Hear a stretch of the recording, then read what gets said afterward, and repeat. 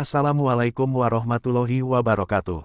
Bismillahirrohmanirrohim. Alhamdulillahirrobil alamin, wassalatu wassalamu, ala asrofil anbiya'i wal mursalin, wa ala alihi wassobihi ajmain, amma ba'du. Puji syukur kita haturkan kehadirat Allah, atas limpahan rahmat dan hidayahnya, kita dimudahkan untuk melaksanakan berbagai ketaatan dan ibadah kepadanya. Kita bersyukur kepada Allah, atas petunjuk yang Dia curahkan kepada kita, sehingga kita bisa menyembahnya, beribadah kepadanya dan tunduk terhadap aturannya.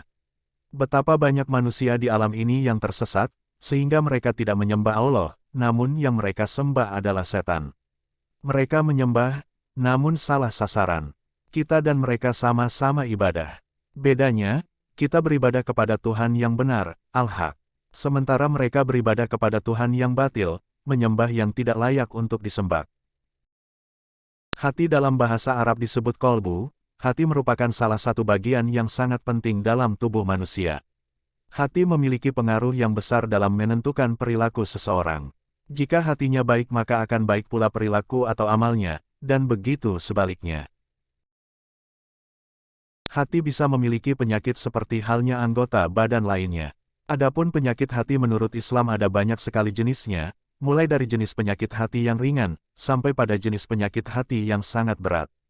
Jenis penyakit hati yang sangat berat dalam Islam yaitu, penyakit yang membuat para pelakunya menjadi memilih dosa teramat besar, dan bahkan dosa-dosa tersebut tidak dapat untuk diampuni oleh Allah.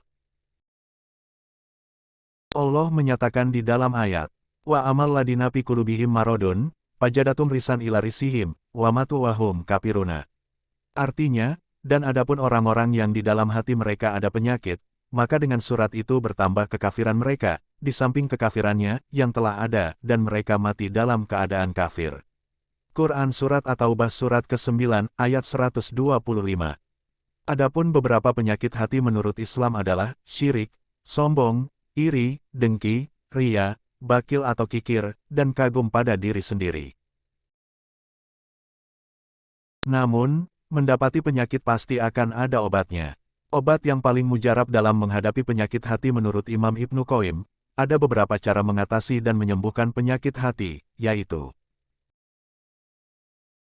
pertama, menjaga kekuatan mental. Ibnu Qayyim menjelaskan, bahwa salah satu upaya yang harus dilakukan orang yang memiliki penyakit hati, adalah menjaga kekuatan mentalnya, dengan ilmu yang bermanfaat dan melakukan berbagai ketaatan. Hatinya harus dipaksa untuk mendengarkan nasihat dan ilmu yang bersumber dari Al-Quran dan Sunnah, serta fisiknya dipaksa untuk melakukan ibadah dan ketaatan. Karena ilmu dan amal merupakan nutrisi bagi hati manusia. Kedua, menghindari hal-hal yang membuat penyakit lebih parah. Ibnu Qayyim menyatakan, orang yang sakit hati harus menghindari segala yang bisa memperparah penyakit dalam hatinya, yaitu dengan menjauhi semua perbuatan dosa dan maksiat. Hindarkan diri dari segala bentuk penyimpangan, karena dosa dan maksiat adalah sumber penyakit bagi hati. Ketiga, membaca Al-Quran dan tadabbur, merenungkannya.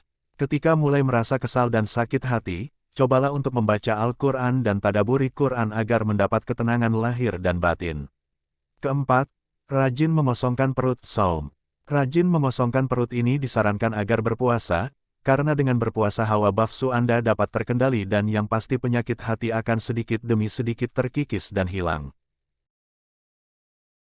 Kelima, mendirikan salat malam tahajud. Ketika tidak mampu membuang segala kebencian dan kesedihan di dalam hati, maka cobalah untuk mendirikan salat malam Qiyamul Lail, dengan cara itu bisa membantu menemukan solusi tentang penyakit hati yang dimiliki. Memintalah dengan bersungguh-sungguh, maka Allah akan memberikan kelapangan dada. Keenam, merendahkan diri di hadapan Allah dengan doa dan zikir. Doa dan zikir sangat ampuh untuk menghilangkan rasa sakit hati di dalam dada, maka dari itu ketika mengalami penyakit hati, cepatlah untuk mengingat Allah dan berzikirlah dengan menyebut nama Allah. Ketujuh, bermajelis bergaul dengan orang-orang soleh atau mengikuti kajian-kajian keislaman. Ikuti majelis talim, dan bergaul dengan orang-orang soleh, agar mendapatkan siraman rohani, sehingga hati menjadi tenang dan melupakan rasa penyakit hati di dalam dada. Lagi pula bergaul dengan orang soleh dapat memberikan ilmu agama yang luas lagi, dan bisa mengetahui semua tentang ajaran Islam yang belum diketahui. Menurut agama Islam, Ada banyak sekali jenis penyakit hati tersebut, maka dari itu semua obat yang dianjurkan untuk menjaga hati agar tidak terkena penyakit hati dalam Islam, kita wajib menjalankan beberapa obat yang telah disebutkan di atas. Wallahu a'lamu bishawab, mungkin, hanya itu saja yang bisa saya sampaikan kali ini. Mohon maaf atas segala kekurangan, semoga kita semua terhindar dari penyakit hati. Amin ya Rabbal Alamin. Akhirul kalam, billahi fisabil haq, fastabiqul khairat. Wassalamualaikum warahmatullahi wabarakatuh.